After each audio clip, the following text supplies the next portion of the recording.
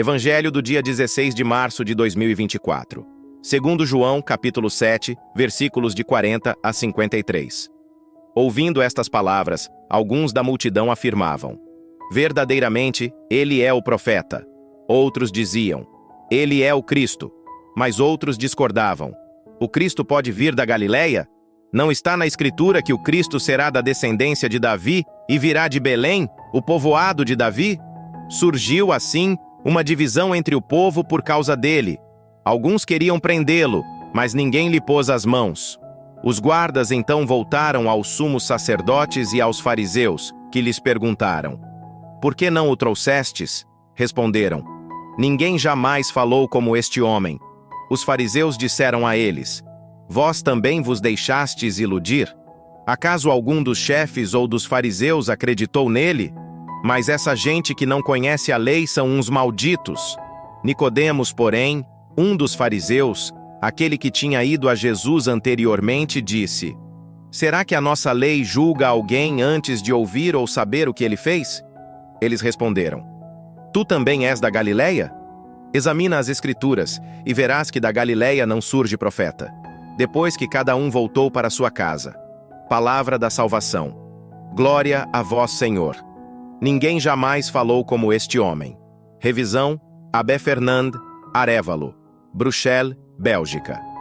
Hoje, o Evangelho nos apresenta as diferentes reações que produziam as palavras de nosso Senhor. Este texto de João não nos oferece nenhuma palavra do Mestre, mas sim as consequências do que ele dizia. Uns pensavam que era um profeta, outros diziam: ele é o Cristo. João 7,41. Verdadeiramente, Jesus Cristo é esse sinal de contradição que Simeão havia anunciado a Maria, conforme Lucas 2,34. Jesus não deixava indiferentes aos que lhe escutavam, até o ponto em que nesta ocasião e em muitas outras, surgiu uma divisão entre o povo por causa dele. João 7,46. A resposta dos guardas, que pretendiam prender o Senhor, centraliza a questão e nos mostra a força das palavras de Cristo. Ninguém jamais falou como este homem. João 7,46. É como dizer: suas palavras são diferentes, não são palavras ocas, cheias de soberba e falsidade. Ele é a verdade, e seu modo de falar reflete este fato. E se isto acontecia com relação aos seus ouvintes, com maior razão suas obras provocavam muitas vezes o assombro, a admiração, e também a crítica, a murmuração, o ódio. Jesus falava a linguagem da caridade. Suas obras e palavras manifestavam o profundo amor que sentia por todos os homens, especialmente pelos mais necessitados. Hoje, como então, os cristãos temos de ser, sinal de contradição, porque não falamos e atuamos como os demais. Nós, imitando e seguindo a Jesus Cristo, temos de empregar igualmente a linguagem da caridade e do carinho, linguagem necessária que, definitivamente, todos são capazes de compreender. Como escreveu o Santo Padre Bento XVI na sua encíclica Deus Caritas Est, o amor, caritas, sempre será necessário, mesmo na sociedade mais justa. Quem quer desfazer-se do amor, prepara-se para se desfazer do homem enquanto homem. Pensamentos para o Evangelho de hoje.